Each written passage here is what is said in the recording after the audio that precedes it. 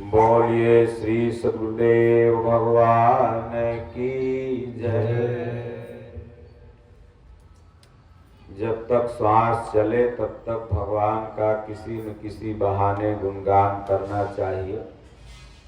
एक भक्त हैं, उन्होंने प्रश्न पूछा है कि महाराज जी, श्री रामचरितमानस नियतिवाद का समर्थन करता है या कर्मवाद का? नियत माने भाग्य, मतलब श्री रामचरितमानस में दो तरह की बातें लिखी हुई है। एक तो भाग्यवाद कि होई है वही सो जो राम रुचि राखा, कोकर तरक बढ़ावे शाखा। और नियतिवाद में,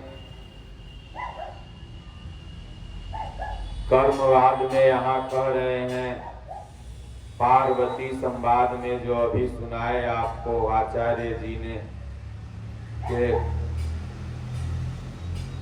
जो तप करे कुमारी तुम्हारी, भावी ही मेट सकहि त्रिपुरारी। एक तरफ कहते हैं कि वही है वही जो राम रुचि राखा, और एक तरफ कहते हैं कि भावी में सकहि त्रिपुरारी, जो तप करे कुमारी तुम्हारी। एक तरफ मानस में कहते हैं कि सुनहु भरत भावी, प्रबल बिलख कहूं मुनिनाथ। हानि लाभ जीवन मरण, जस अपजस विधि हाथ। तो इनका प्रश्न है कि महाराज जी, ये मानस में दो तरह की बातें लिखी हुई हैं, तो मानस नियतिवाद यानी भाग्यवाद का समर्थन करता है या कर्मवाद का? प्रश्न बहुत बढ़िया था, इन्होंने किया था, तो हमने सोचा कि कथा तो डेली ये सुनाते ही हैं भगवान की, आधा घंटा हम डेली सुनाएंगे कुछ कुछ, उसके बाद आप लोग को प्रसाद वितरित हो जाएगा। और फिर अवध धाम काशी विंध्य क्षेत्र प्रयाग से पधारी हुई रामलीला मंडली, भगवान श्री रामचंद्र जी की जो लीला कल से दिखा रही है, वो लीला प्रारंभ करेगी। तो उसके पहले हम लोग ये भाग्य और कर्म को समझें। अगर भाग्य और कर्म को हम समझ जाएंगे, नियति और कर्म को समझ जाएंगे, तो ये प्रश्न अपने आप हल हो जाएगा। हमारे पूज्य मुखिया महाराज जी स्वामी विमुक्तानंद जी कहते थे कि दुनिया में एक ही प्रश्न है, वो है कि ईश्वर क्या है, और उसका मिल जाना ही उत्तर है। बाकी हर प्रश्न एक उत्तर बन जाता है। आप कितने भी बड़ा प्रोफेसर वाइस चांसलर से जाइए, उत्तर जान लीजिए, लेकिन उसी उत्तर में एक क्वेश्चन मार्क बन जाता है, क्योंकि ये मनुष्य के खोपड़ी की जो डिजाइन है ये क्वेश्चन मार्क जैसा है। बगल से देखो, किसी के भी देखो, क्वेश्चन मार्क जैसा दिख रही है। ये ससुरी केवल क्वेश्चन ही पैदा करती है। तो इसलिए सारे क्वेश्चन का आंसर कहाँ है? ये हृदय ही उत्तर कांड है, इसी में मिलता है। तो जब भगवान का भजन करने लगोगे तो आध्यात्मिक जितना प्रश्न है, तो हमारे गुरु महाराज कहते हैं कि 12 आना भगवान हृदय से बताते हैं और 4 आना बाहर से बताते हैं। जब प्रभु हृदय से रथी हो जाएंगे तो उठाने लगेंगे, बैठाने लगेंगे, दुखों से बचाने लगेंगे। कल तुमको कौन खिलाएगा, कौन गाली देगा, कौन मारेगा, सब भगवान पहले बता देंगे। तो भाग्य और कर्म ये दो नहीं है, मानस ही नहीं बल्कि गीता को कहा गया है कि गीता कर्म योग को समर्थन देती है। गीता का एक श्लोक भी है, कर्मणावाधिकारस्ते मा फलेषु कदाचन। अर्जुन, कर्म में ही तुम्हारा विश्वास होना चाहिए, फल में नहीं। अब आम का पेड़ आप लगाते हैं तो सबसे पहले ही सोचने लगते हैं फरेगा तो 5 किलो बिटिया के यहाँ भेज देंगे, 2-4 गो साधुओं जी के पहला फल रहेगा तो पहुंचा देंगे। आम ससुरा लगा नहीं, अभी मालिये के पास है, तब तक चिंता होने लगा कि बेटो अरे तू जिएगा तब न बिटिया के यहाँ बेटवा के यहाँ पहुंचा देगा। आम लगा दो। अब जैसे देखो आश्रम में आम महात्मा लोग लगा के चले गए, एक पेड़ है तो बेचारे लगा तो दिए, खा कौन रहा है, तो हम लोग खा रहे हैं। तो उसी तरह से परमहंस बाबा ये आश्रम को इतना एक्वायर करके रख दिए, तो इसमें आप लोग कथा सुन रहे हैं, नहीं तो जमीन मिलती है अभी बख्तियारपुर में। तो इसलिए फल की चिंता मत करो, कर्म करो, और जब कर्म करोगे तो फल जाएगा कहाँ, वो अवश्य मिलेगा। तो गीता में भी 2 तरह का सिद्धांत भगवान ने प्रतिपादित किया अर्जुन के सामने। पहला सिद्धांत भगवान कहते हैं कि अर्जुन तू खड़ा भर रह, युद्ध तो मैं करूंगा, करता धरता तो मैं हूं। और एक तरफ कहते हैं कि मार ससुरा के, एक तरफ कहते हैं लड़ो, और एक तरफ कहते हैं कि करो। एक तरफ कहते हैं निमित्त मात्र बन जाओ, और एक तरफ कहते हैं कि करता धरता तो मैं हूं। तो ये साधना का जो भाग्यवाद और नियतिवाद है, ये साधना का एक स्तर है। जब आप साधना भक्ति के एक स्तर पर पहुंचेंगे तो दुनिया में लगेगा कि सब भगवान ही कर रहे हैं, वो अच्छा हो या बुरा हो, लेकिन वो एक स्तर आता है। जैसे बर्बरीक की एक स्थिति थी, पूरी गीता अर्जुन सुन रखा था, लेकिन जब महाभारत समाप्त हो गया तो वही अर्जुन, वही युधिष्ठिर, वही नकुल, वही सहदेव, वही भीम भगवान कृष्ण के सामने कहते हैं, अर्जुन कहते हैं कि युद्ध मैंने बढ़िया किया, भीम कहते हैं गदा मैंने बढ़िया चलाई, युधिष्ठिर कहते हैं नहीं तुम लोग कुछ बढ़िया नहीं किया, मेरी धर्म नीति काम आई। जो कि सब भगवान कर रहे थे, भगवान अगर नहीं रहते तो भीष्म ही प्रतिज्ञा करके अर्जुन को मार डालते। उन्होंने कहा था कल या तो भीष्म रहेगा या तो अर्जुन बचेगा, लेकिन रात भर में भगवान जुगाड़ फिट करके और सामने लाके खड़ा कर दिया, केकरा तो हिजड़ा के, और हिजड़ा पर बाण चला नहीं सकते थे भीष्म, और इधर अर्जुन बाण पर बाण चला के मार दिया। वहां से भी अगर बच जाता तो शकुनिया ऐसा तिकड़म लचाया था, कल या तो ये मेरे पुत्र का शत्रु बचेगा जयद्रथ, और या तो मैं बचूंगा, नहीं तो चितारोहण कर लूंगा। ऐसा अर्जुन ने प्रतिज्ञा कर लिया। भगवान कहे भाई जयद्रथ से यहाँ से इतना दूर है कि 3 दिन में नहीं पहुंच पाएगा, शाम तो यही हो जाएगी। ऐसा जुगाड़ फिट किए कि जयद्रथ सामने आ गया, भगवान कहे मार ससुरा भागे न पावे। तो इसलिए जब ईश्वर के भरोसे आप हो जाओगे तो हरि के भरोसे आपको गाड़ी। लोग कहता है कि हम कमाब न तो खाब कैसे, हमारा बाबा खिया देते हैं, साधु जी खियाते हैं, भगवान दे देते। सज्जनों, जब तक यह भावना है कि कमाब न तो खाब कैसे, तब तक ईश्वर आपके लिए कुछ नहीं है। लगता है कि मैं कर रहा हूं। अरे भाई, जब यह हाथ में 5 किलो ईंटा 25 किलो कढ़ाई तगाड़ी में लेके घूमते हो, इसी पैर से ड्यूटी करते हो, लेकिन एगो नस ढीला हो जाए, लकवा मार दे, तब 2 किलो 1 किलो हाथ से नहीं उठेगा। तो भगवान ने कहा कि देखो भाई, तुमने किया कि हमने किया ये नहीं, चलो। बर्बरीक था, वो पहाड़ पर से देख रहा था, जिसको आज लोग बड़े भाव से खाटू श्याम कहते हैं। और खाटू भगवान जो है वो खाटू गांव का नाम है और श्याम भगवान कृष्ण का राजस्थान में पड़ता है। बहुत से लोग गए होंगे, हम भी एक बार गए हैं।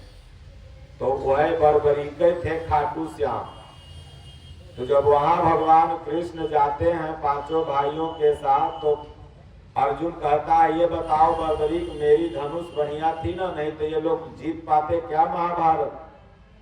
तब बरबरीक बिगड़ा कि तुमने व्यर्थ गीता देखी और गीता सुनी और विराट रूप देखा। भला बता, विराट रूप जब तुमने भगवान का देखा था तो सब कौन कर रहा था? तो मैं भगवान। तो बोले तब तुम कहाँ लड़ रहा था? तो जब तक हमारा आपका अस्तित्व, अपने आप को हम कुछ समझ रहे हैं, तभी तक भाग्य और कर्म के बारे में समझेंगे। ये भाग्य करता है चाहे मैं कर्म कर रहा हूं। लेकिन जब ये समझ लें कि हम जीरो हो गए, बरबरीक कहते हैं कि न तुम कर रहे थे और न तुम्हारे भैया युधिष्ठिर कर रहे थे, मैं तो देख रहा था कि सब जगह भगवान कृष्ण का ये सुदर्शन चक्र ही डोल रहा था। कृष्ण भगवान मार रहे थे और कृष्ण भगवान मर रहे थे। तो अब बहुत से लोग कहेंगे कि नहीं भाई, क्या गलत भी भगवान करते हैं और सही भी करते हैं। तो जब आपका ये भाव आ जाएगा कि सब ईश्वर करते हैं, तो ईश्वर आपसे गलत होने ही नहीं देगा।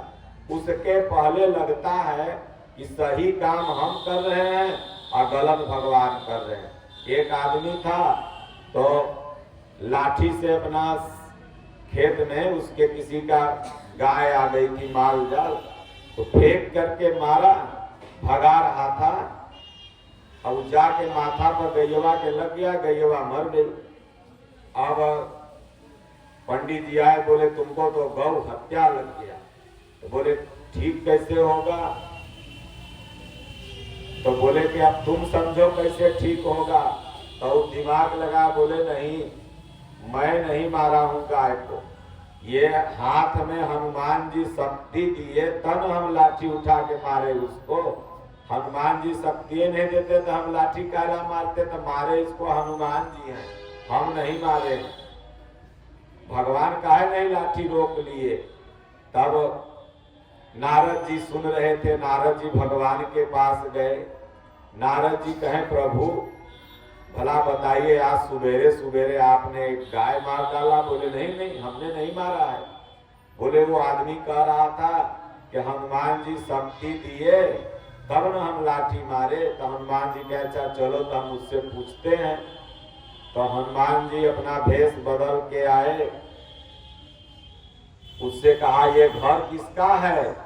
बड़ा खूबसूरत है, बड़ा नक्शा से डिजाइन से बना है, किसका है? तो बड़ा ताव से मोछ हट के बोला मेरा है। तो बोला किसने बनाया? तो कहे हमने बनाया। बोले ये गाड़ी 3-4 ठे केकर लगी है? तो बोला के हमर है और केकर है। तब घूमते घूमते खेतवा के तरफ चल गए। बोले ये सांड किसने मारा? तो कहे भगवान ने मारा। वह गदा निकाल रहे हनुमान जी, कहे घर तुमने बनाया है, गाड़ी तोहर है, अब सांड के हम मार दिए। तो इसलिए जब तक ये मन में प्रवृत्ति है कि अच्छा काम हम किए और बुरा किए तो कहें भगवान कर दिए, हम क्या जाने, हमारा में दोष नहीं। तो इसलिए भाग्य और कर्म ये दो नहीं है बल्कि एक ही है। इसलिए गोस्वामी जी कहते हैं कि कर्म एक आराधना जेहि विधि दीजे राम। तो कर्म से ही आपका भाग्य बदलता है। आरएसएस की एक प्रार्थना है कि जहां कर्म से भाग्य बदलता है, ये चंदन है उस देश की माटी, तपो भूमि हर ग्राम है, हर बाला देवी की प्रतिमा, बच्चा बच्चा राम है। उसी की एक लाइन है कि जहां कर्म से भाग्य बदलता, ये कर्म से आप अपने भाग्य को बदल सकते हैं। तो गोस्वामी तुलसीदास जी के लिखने का मात्र यही आशय है कि होई है वही सोई राम, होई है वही जो राम रचि राखा, को करि तरक बढ़ावहि शाखा। ये किसके लिए कह रहे हैं? जो भक्ति की पराकाष्ठा पर पहुंच चुका है, जो बर्बरीक की अवस्था में पहुंच चुका है, ऐसा साधक ये समझता है कि जो भी होगा ये संसार में वो राम की रुचि से हो रहा।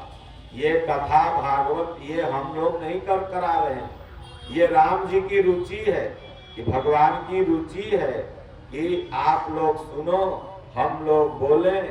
ये दुनिया जो भी चल रही है ना, life is story, word the stage, man is the actor, God is the director, ये भगवान के इशारे पर सब चल रही है। ये न कोई कर रहा है न कोई करा रहा है, वो स्वयं करता है, वही स्वयं खेल को बिगाड़ता भी है। जैसे खेल बनाने वाले जब बच्चे क्रिकेट खेलते हैं तो स्टंप नाप नाप के लगाते हैं ना, नाप के कदम से कदम मिला करके वो उस पिच का छोर नापेंगे। लेकिन जब खेल खत्म हो जाएगा तब तो गप स्टंप उखाड़ेंगे, बैट लेंगे, चल दिए। तो खेल को बनाने वाला ही खेल को बिगाड़ता है। इसीलिए जब वो बनाया तो उसका नाम ब्रह्मा हो गया। जब बनाने के बाद वो अंपायरिंग करने लगा, पालन पोषण करने लगा, तो उसी का नाम विष्णु हो गया। जब वह उसको बिगाड़ने लगा तो उसी का नाम शिव हो गया, महादेव हो गया। तो वो जन्माता भी वही है, पालन भी वही करता है और विनाश भी वही करता है। लेकिन यह दृष्टि तभी आपके अंदर आएगी जब आपके अंदर बर्बरीक की अवस्था का आप भजन ध्यान करने लगेंगे। दूसरी जगह जो कहते हैं कि नारद जी का मैना हिमांचल जी को ये बताना कि आपकी पुत्री है, भाग्य में जोगी जटिल अकामी वर लिखा हुआ है। तो जो तप करें कुम्हारी तुम्हारी, भावी में सकई त्रिपुरारी। ये नारद जी कहते हैं उनकी माता और पिता से कि अगर आपका जो बेटी है इसके भाग्य में, तो ये तो नारद जी मात्र इसलिए ये बोल रहे हैं कि किसी बहाने माता पार्वती भोलेनाथ का वर्ण करने के लिए तपस्या करने लगे। क्योंकि नारद जी इस बात को जानते थे कि माता पार्वती अगले जन्म में सती थी और सती मरत सम यह वर मांगा, जन्म जन्म शिव पद अनुरागा। मरते समय यही मांगी थी कि हे प्रभु, जिस जन्म में मैं मरूं आप ही हमें मिलें। तो यहाँ पर ये परिप्रेक्ष्य जो कहने का है कि भाई जो तप माने तपस्या, मन सहित इंद्रियों को तपाना ही तप है। और अगर जब तक आप तप नहीं करेंगे तब तक आपको बर्बरीक की अवस्था की विचारधारा अंदर नहीं आएगी। तब तक ये दिखेगा ही नहीं कि भगवान कर रहे हैं कि मैं कर रहा हूँ। इसलिए गीता में पूज्य गुरुदेव भगवान ने लिखा है कि साधक और भगवान के बीच में एक सीमा रेखा है। जब तक आप सीमा रेखा के बाहर हैं तब तक आपके लिए भगवान कुछ भी नहीं कर रहा है। करता तो वही है लेकिन निष्क्रिय है। जैसे आपके घर में अगर कोई क्राइम होगा तो जिम्मेदार कौन है? आप हैं। लेकिन क्राइम अगर रोड पर होगा तब भाई पुलिस जाने। तो सीमा, जब भगवान का भजन करते करते भगवान की सीमा रेखा में आप आ गए तब भगवान कुछ भी होगा तो वो भगवान करा रहे हैं। लेकिन जब तक आपके अंदर एक कर्तृत्व अभिमान है कि नहीं मैं कर रहा हूँ, ये मेरा है, तब तक करते तो भगवान ही हैं, लेकिन उसका जवाबदेही भगवान की नहीं रहेगी। तो इसलिए तपस्या करके ये स्थिति आएगी तो भावी ही में कि सकहि त्रिपुरारी। इस संसार में भावी जो होने वाला है उसे सब नहीं टाल सकता, कोई महापुरुष कोई सदगुरु ही टाल सकता है। वाल्मीकि रामायण में वाल्मीकि जी कहते हैं हनुमान जी से कि हनुमान जी मैं भावी देख रहा हूँ, भावी कुछ और होने वाली है, मैं उसे चाह रहा हूँ कि टल जाए, माता सीता धरती में समाहित न हो। लेकिन वाल्मीकि जी लाख चाहने के बाद भी, यहाँ तक कि उन्होंने कहा कि मैं प्रचेता के अगर वंश का हूँ, खानदान का हूँ, मैंने कभी झूठ नहीं बोला है, तो आप सीता को सर्वथा पवित्र मान करके राम अपना लीजिए। ले भगवान कहें गुरुदेव आप सब सही कर रहे, लेकिन वह थोड़ा सा परीक्षा। तो भगवान चाह करके भी वहां पर कुछ नहीं कर पाते हैं, क्योंकि भावी दूसरी थी। तो ये इसलिए महाभारत में आपने देखा होगा कि भगवान कहते मैं समय हूं, मैं चाह के भी कुछ नहीं कर सकता क्योंकि मैं समय हूं। भगवान कृष्ण जानते थे कि महाभारत होगा, फिर भी प्रयत्न करते थे कि महाभारत न हो। चाहते तो रोक देते, लेकिन समय स्वयं उन्हीं का बनाया हुआ है। तो सुनहु भरत भावी प्रबल, बिलखि कहे मुनिनाथ, हानि लाभ जीवन मरण, जस अपजस विधिहान। जब ध्यान भजन तपस्या करके माता पार्वती के स्थिति का साधक पहुंच जाता है, तब वो देखता है कि सुनहु भरत भावी प्रबल, जो होना है अवश्यमेव भुक्तव्यम, कृतः कर्म शुभाशुभम। शुभ और अशुभ दोनों कर्मों का फल अवश्य ही जीव को मिलता है। इसलिए सुनहु भरत भावी प्रबल, बिलखि कहे मुनिनाथ। हानि भी, लाभ भी, जीवन भी, मरण भी, जस भी, अपजस भी। लेकिन जब आप साधना के लास्ट अवस्था में पहुंचेंगे तो ये कह किससे रहे? भरत से। और कहने वाले की जो अवस्था है वो लास्ट है साधना के स्टेप का। इसलिए कर्म और भाग्य कोई दो वस्तु नहीं है, बल्कि कर्म और भाग्य दोनों एक ही है। पहले आप कर्म करो, भगवान का नाम जपो। कर्म क्या है? तो संसार में जो रात दिन लोग कोई खाना बनाता है, कोई बच्चों के लिए कमाता है, कोई खेती करता है, कोई दूध बेचता है, ये सांसारिक कर्म है। इनसे संसार का ही भरण पोषण होगा और ये कर्म आपको संसार तक ही साथ देंगे। तो ये कर्म की प्रथम अवस्था है। और वास्तविक कर्म क्या है? तो कर्म एक आराधना, जेहि विधि रीझे राम। भगवान की जो सुबह शाम 1 माला 2 माला 10 मिनट 20 मिनट आप नाम जप लेते हैं, या आधा 1 घंटा सत्संग आपने सुन लिया, राम कथा सुन ली, ये कर्म जो है ये आपके साथ भी जाएंगे। इसके तो आगे भजन ही है साथी, भजन के बिना तू। ये भजन याद है आपको? यह भजन सुनाइए, उसके बाद फिर कथा का विराम होगा। आप सब लोग प्रसाद त्रिशूल निकाल लो, प्रसाद निकाल लो।